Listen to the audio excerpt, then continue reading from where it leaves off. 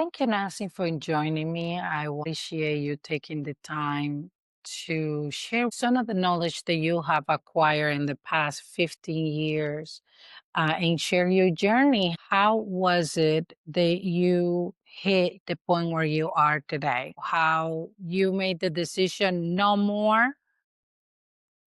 I'm tired of the life I'm living and I'm ready to live a different life. So I have to say, like, the breaking point for me was right around 2011. At the time, I was at my heaviest, which is 250 pounds at the time. I was drinking a lot, close to 5 nights a week at one point. It felt like no matter what I did, everything was wrong. I ended up in my deepest, darkest depression at that time. It just felt like my whole world was darkness all around me. People say there's always a light at the end of the tunnel. What light? Like, there's no light. All I see is darkness. Everything around me is just a mess, and I don't know what to do with myself. I felt the worst that I ever did when I'd look in the mirror. I didn't know who I was looking at. It was like there was no one inside of me. I saw a therapist that did a form of hypnotherapy called RRT, and that helped me open up and get outside of myself. It would start to feel good, but then I'd come back down, and it took a little while, but I quit smoking, drinking. I lost 87 pounds altogether and turned my life around. It sounds to me like some of the things that you mentioned, drinking, smoking, and perhaps eating, were some of the things that you use in order to cope with whatever you were going through. So I didn't know what it was back then. This overwhelming sense of not knowing. I didn't know how to calm myself. I didn't know what to do with all the thoughts. And so I used those as forms to bring me to stillness, to find happiness because I was in a state of anger, frustration, or depression. And so I'd used antidepressants for a long time as well too. I just kept moving from one thing to the next to the next, not knowing what was going on with me and feeling like there was something wrong with me, but I couldn't put words to it. And now being on this side of things, I see that it was my inner self calling to me to be seen and heard by me, to come into who I truly am and to allow myself to be the weird, quirky, fun, outrageous, inspiration and motivational person that I am, but coming from a state of love and peace instead of anger and frustration and fear. So we just put ourselves out there and try to live a life that we didn't design for ourselves, but try to meet the expectations of so many other people. And so at some point, there is a break between who the person who I want to be and the person who I have trained myself to be for everyone else but myself. And so, how do you get to a point where you reconcile the two, or where you shift the identity of being that person who didn't feel like you anymore? I was the youngest of four. And so I became the people pleaser and the one that took care of everybody else, like emotionally and energetically, and just trying to make the peace in the house, a lot of times, or make people happy doing what I can. One of my oldest sisters said on occasion how they used to always say, Nancy, go get me this, Nancy, go get me that. And so I was the little go getter. And so I did it because it made them happy. So what I didn't realize is that as I was growing up, I was picking partners and I was picking jobs and I was choosing things that my loved ones suggested and that they liked and thought was good for them. And then I was even picking partners that I thought, oh, my mom will like this one or my dad will like, this about them. And then I would take them to the Christmas and stuff and want them, and they always got along. But then there was something missing within me. And I was like, what's going on? As I evolved through all this time, I even, mentors would say, you should do this and you should try this. And I'm like, oh, okay, that sounds great. And when I say that, I don't want to put a bad connotation on it because I learned a lot through all those things. I learned what I did and what I didn't want. And so I'm grateful for that opportunity. And I also have learned to take accountability for the choice that I took in taking their advice and choosing what I did throughout, because I've gone through, so many different situations where some would say that that's not the greatest, but I learned through doing in those. the process of coming into who am I and like what is it that I want and what's going to make me happy. And then once I started stepping into that and then realizing that this may not make my mom happy or this may not make my brother happy and being okay in that and knowing that that's what makes me me. And once I stepped into that, my family loves me regardless, you know what I mean? And it's so they've seen it in me all along, and it was just me that I couldn't see it in myself at the time. And now I've been able to come to the point where I can see the gifts that I have. I can see sometimes it's just the gift that I get to have is come in the room and be a witness for the other person and tell them how beautiful I think they are or how amazing I think they are. And they're like, "Really? You think so?" And that's all that they need. It doesn't mean that I have to go build them a house or, change the battery in their car or fix them food or, do anything else. That those things do help, and in some cases that may be what they need. But just knowing that me showing up as who I am is what's best for me, and I get to pick and choose, and then after that, I realized, "Oh, so I can make goals that I wanna do," you know? I was like, I could do this for me. This is what I get to do, and this is what's gonna fill me up, and, hey, you get to come along for the ride if you want to, you know? So When you made that decision and you make the shift, most of your family adjusted quite well. Talk to me about the people who didn't adjust. What place they had in your life, if they have any, or how does those relationship evolve for you? I had a lot of positive and negative feedback from a lot of the same people. So yeah, I have had lots of pushback. My daughter, my family, even at the time, my partner, my daughter had her eating habits that she wanted, and I had my eating habits that I wanted. And for a little while, when I first started the health journey in the very beginning, I was doing it all on my own. And then I started kind of pushing it on to my daughter. But we were also clashing a little bit in personalities because we were both showing up similar. If we don't agree, we've learned to agree to disagree. And we've also learned it's okay for each of us to have our own opinion. And I've done that with my family as well.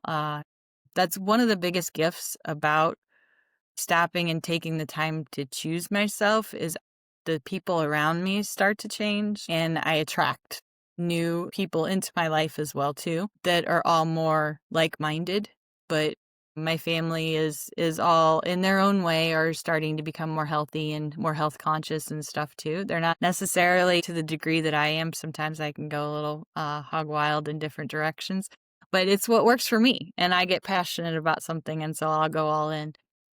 But yeah, having the difficult conversations and being okay walking out regardless of what they think of me, was a life changing for me. Like it doesn't matter if they don't like what I said.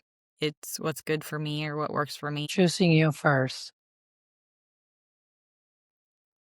But how do you deal with that? In the beginning, it's a difficult process when you're used to people pleasing and you're used to putting other people before yourself. It's not an automatic change where you decide one day, you know what, I'm going to start putting myself first, but it doesn't happen every single instance. So when you still go back to the old behavior, well, how did you cope with that? Now have I have the awareness and so it's like, okay, I do a lot of introspection and do a lot of deeper work, so I need to journal about this. Where did this come from? When was the first time that I ever learned how to do this? I turn it around and say, now who do I want to be in moving forward? What do I want that choice to be? And then I go and I start implementing it piece by piece. It was a continual choosing again and again, and if I chose not to choose myself, it got physically painful. My depression would get heavier, or I would start to have more ailments and sickness in my body and things that would go on, and it would get to the point where it was so big that I had no choice but to choose myself. Start with the little things, choose in the little moments, choose for 5 minutes to stay in your bathroom and lock your kids out, so that you can have that 5 minutes in the bathroom to yourself as a mom. And then start to speak to your children or your partner, whoever's in the home with you, and say, "Hey, I'm gonna take an extra 10 minutes every day. Can you watch the kids for me?" And start to make those little moments. And the sooner you start to take those little moments, then you won't have as big of the catastrophes happen. And if they were to, you'll definitely be more centered because you've given yourself those moments, if that makes sense. That makes perfect sense. So it's a matter of allowing yourself to choose over and over again. And whenever you don't, you get to analyze the decision that you made and come up with a plan so that in the future, when it shows up again, you can choose differently, Exactly. Yeah. extract the pattern. Yeah, and I'll go out and, be going about my things, and then all of a sudden that pattern will show up again, and once I bring awareness to this, "Oh, this is what's happening. This is, with the talking to this person, I'm feeling like I used to feel when my dad would say these things to me. Why am I acting this way?" In fact, I had some repairmen doing some electrical work in my house, and I had noticed a pattern. Every time there was somebody doing work in my house, I was consistently there wanting to talk to them. I was asking questions about what they were doing. And all of a sudden I was like, oh my gosh, like when I grew up out in the country and my dad built our home by himself for the most part. And whenever I had time with my dad, he was fixing the plumbing or he was putting up windows. And so he was working on our car. So in order to have time with my dad, I was doing construction work or working on cars. And so once I asked that question and brought the awareness to why am I bugging these poor repair people that are in my house, I realized that it was just the version of me that wants her dad's attention and affection. And so when I had that awareness, I got to be my own father figure. I got to walk myself through it and be the dad that I want, that I get to have. My father did an amazing job. For a long time, I felt like he wasn't always there for me. I wanted to do more with him. He absolutely loves working on cars. So I learned enough about them so that I could spend time with him. I wouldn't have had that experience with my dad. I would have never got to nourish that gift that I have within. He's a mechanical engineer by trade, and I always say I'm the engineer of the mind, body, and spirit. I can help people work with them, and my car is just the physical body because I was a massage therapist. Like, so I was literally working on bodies, like car bodies and human bodies. A lot of people don't like to, and I get frustrated because up until recently, it's kind of been a bad thing to go back and dig into your childhood stuff, and people are like, oh, I don't want to go do all that stuff. But that's really where a lot of the nuggets are. And even though some of them are hard, because I've cried and there's been a lot of things that were hard and difficult for me to look at, and a lot of things that I used to hold anger and frustration about, but now I've been able to let that go, and now I can see the beauty and the gift in it. And that's what helps motivate and inspire me every day to keep moving forward. It's a very powerful thing Yeah. to be able to take all those lessons and to be able to go back and identify where it started because most of us don't have the awareness to even think about it. I'm learning throughout all of this as to how to self-regulate myself. So by bringing awareness to it and then asking myself, well, why do I keep doing this? And then the next time that it happened, I was able to like step back and actually just chill out on the couch and do my work on the computer while they were doing the rest of the work. So You mentioned journal,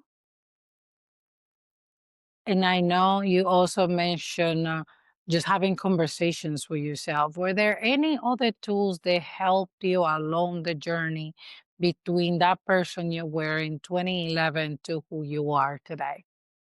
I've found many along the way, and for me, I'm a person that kind of needs some change, so it's having options to go to. I work with self-massage for my physical ailments, so, like, I will work with being in my body and massaging the areas that hurt. That helps me get out of my thoughts and into my body. So sometimes when things come up, I spend time with my body, whether it's like physical movement. I do yoga, qigong, and stretching. I also do like somatic work as well too, where I feel the emotions in my body. So if it's anger or sadness and my body needs to shake or tremble, I can use those to dispel or move through the energy without actually taking it out on other people. I do journal a lot. One of my favorite tricks is I would type it all out in an email and I'd put my email address in the send and I would just send it to myself. So it was like I was sending it out into the universe, I was sending it away, but it was just coming right back to myself. So like I could vent it all out that way. And that was fun. Do daily meditation and I've been working here recently more with breath work as well. These last 2 years through all the things that have come up is just stop and breathe and move through it with kind of like the wind. And your favorite one is journaling. It is up there. I won't say it's my favorite. It's actually the one I have difficulty with sometimes. But I have noticed when I have been the most successful is when I do journal more often. And it's my journaling has taken many different chapters throughout the years. I had looked through some of them. In the beginning, it was just I would simply write down notes on things that I needed to do. And then it was usually always a sob story, reading that and going back. I wonder why things kept happening to me. I kept asking, why is this happening to me? So the universe is like, here, this is why. Like, and then it evolved into, more like prayer form, like, talking to the universe and my higher powers and my guides and things like that. And more of a conversation, type thing. I I I can always come out of meditation and or massage or body work or my yoga with ideas. Like things just come to me. My enlightenment time. So you are a lot more in touch with your intuition now. So can you tell me, once you have adapted all these new habit into your daily life, what changes did you started seeing? More grounded. I show up more centered and I can handle more. I can move through what used to be difficult in the past and I would just plow through without having the awareness. I can be in the moment and see what's going on. And in the past, I used to be a people pleaser and a fixer. And so, like, when I was young growing up and always making sure everybody was happy, now I can see that is this is this right for me to make everybody happy in this situation? Is this what's needed? Or is this time for them to have that difficult conversation and I just hold space for it? And support them in the process, versus putting myself into the situation and being a physical part of it and like being the ping pong in between the two, for lack of better words. I could just be the cheerleader on the outside going, you got this. I was always reacting in the past versus now I can choose to respond because I can pause. I can be more focused. It's not to say that, the whirlwinds of the days don't get the best of me sometimes. They do, but I can usually keep a steady pace through it and then come home and decompress and not lash out on people.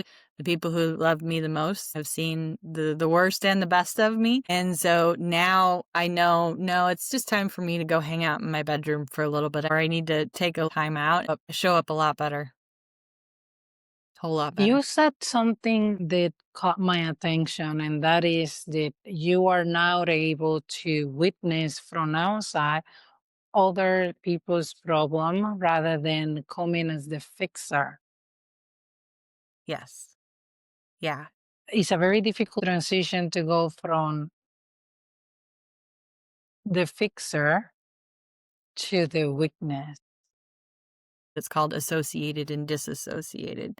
So associated is in the body looking through your eyes, and disassociated is when you're outside of your body looking at yourself as it's happening. But through taking that time to evaluate my past and bringing awareness to, why am I hovering over the repair people as they're working? Or why am I responding to the person at the cash register like that? Or why am I mad at the people that are driving down the highway like they are? And asking myself, when was the first time that that happened for me? it brought my awareness to the patterns, so now I'm more aware when they're happening that "Oh, this is just another one of those playing out." And so then I became the witnesser of the situations versus watching as I'm playing a part in the role, if that makes sense.